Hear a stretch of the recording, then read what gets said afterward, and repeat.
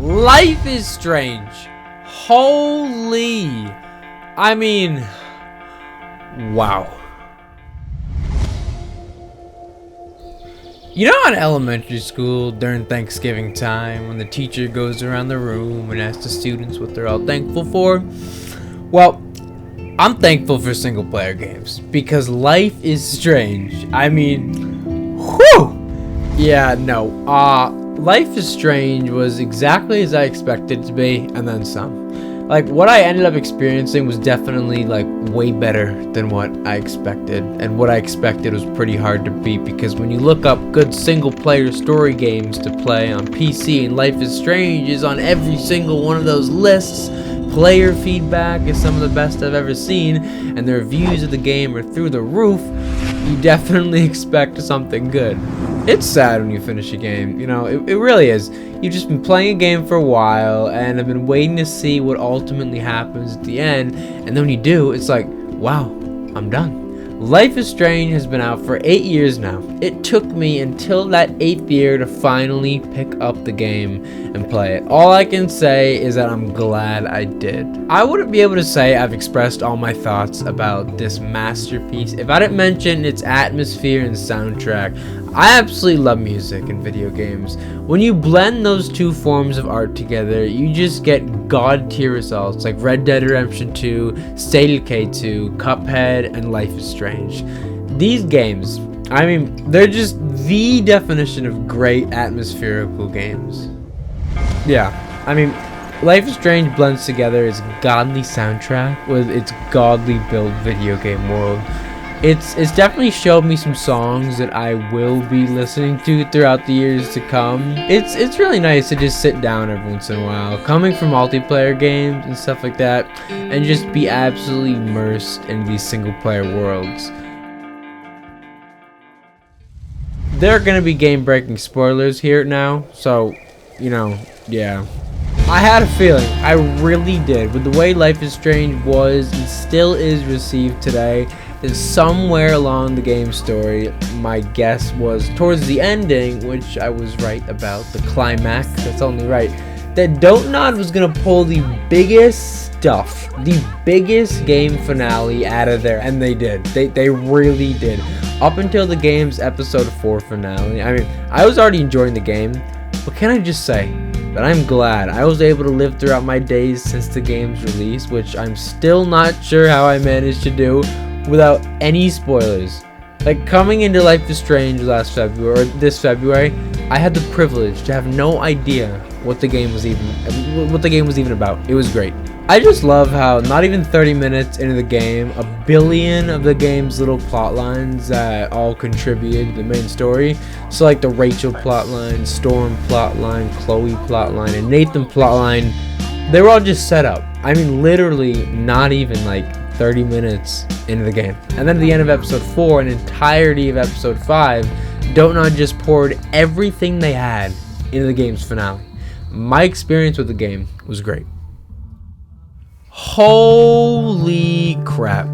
Can I just talk about this for a second? Walter White. The shot of Walter White on the ground, dead. I fooled myself. I absolutely did. I really thought that was the big season climax, Chloe dying. Like, I'd sort of predicted it. I thought that because they kept foreshadowing it by having Max say stuff like, Chloe, don't be so reliant upon my powers, and I don't know when they'll just disappear and stuff like that. So I thought that Nathan was gonna shoot Chloe, and that somehow Max wasn't gonna be able to use her powers. And then yeah, but no, that shot is embedded into my brain. And will be until the end of my days. Not Chloe getting shot. I mean the shot, the biggest jump scare of the century. I'm telling you, I almost fell back in my super high-tech gaming chair.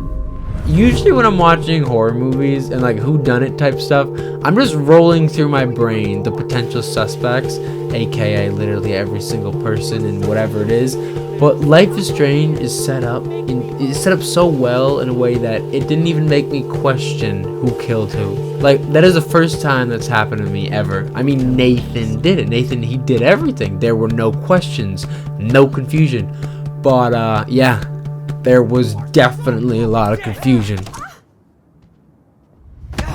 Bravo, Life is Strange. Call me dumb or whatever for not even being able to comprehend or think of Mr. Jefferson being capable of what he did, but damn, like I did not see that coming. I mean, something that I thought was absolutely genius and also completely terrifying, but Mr. Jefferson's transition from the nice high school photography teacher that I truly, no doubts in my mind, thought he was, to this terrifying monster from when he's screaming at Max and telling her he messed up his shot and all that stuff. Don't Nod did not hold back. They did not hold back. It's like they somewhat hid what they were truly capable of or whatever, and then just poured everything out on us at the end. Not only was Life is Strange a great experience, but it just opened up my creative eye. Like, I mean, stuff that seems just so straightforward now that I think about, but truly really isn't. Like Max using the table with her diaries to go back in time to try and fix everything. Absolutely genius.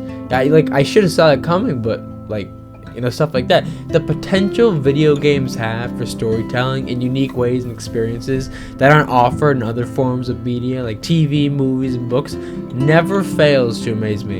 I mean, today I saw this very true image on Twitter, and it made me think of something I never really thought about before. All these boomers, they're walking around thinking video games are all the same type and idea, like Mario Kart, and they offer nothing but entertainment. But this changed a while ago. That's just not how things are anymore. Ladies and gentlemen, video games have ascended to a whole nother level. Like, these are nowhere near the same games that these boomers, quote, grew up with. Absolutely no shade, because these are all the OGs. But this isn't Donkey Kong. This isn't Tetris. This isn't Pac-Man. This isn't Pong. This isn't Space Invaders. This is reality. And the reality is that video games are beautiful. Video games are art. Life is Strange is art. After finishing the game, I went on YouTube to check out some of the godly songs in the game's soundtrack. When I went to the comments and saw stuff being said about the song Spanish Sahara, I had no clue what that was. So I went to check out what people were talking about when I realized that it was the song that played in the final scene of the game if you chose to sacrifice Chloe. I unfortunately, sorry Chloe, did not choose to sacrifice her. In my opinion, there's definitely a better ending to the game, and that's obviously to sacrifice Chloe. But yeah, no, one of my favorite parts about single player games is reading other players' comments on YouTube videos and on Reddit posts. I mean, just look at some of these powerful statements. Like look at this.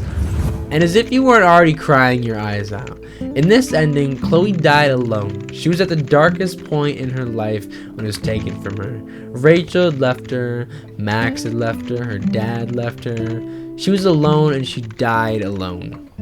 I mean, that's just, yeah, alright. I can't blame you for not finishing a game that has mid reviews and you've personally, like to the point you've played up till, found the game boring. But there's just no excuse for not finishing a game with insane reviews, aka Life is Strange. By the way, when I say game reviews, I mean stuff like the little like this video game score that Google offers. Thank God for that. I don't mean stuff like IGN or Metascore reviews.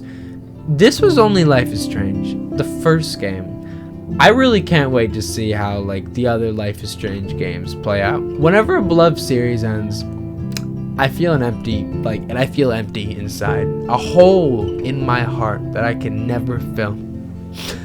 Goodbye, Life is Strange. Thank you for such a wonderful experience.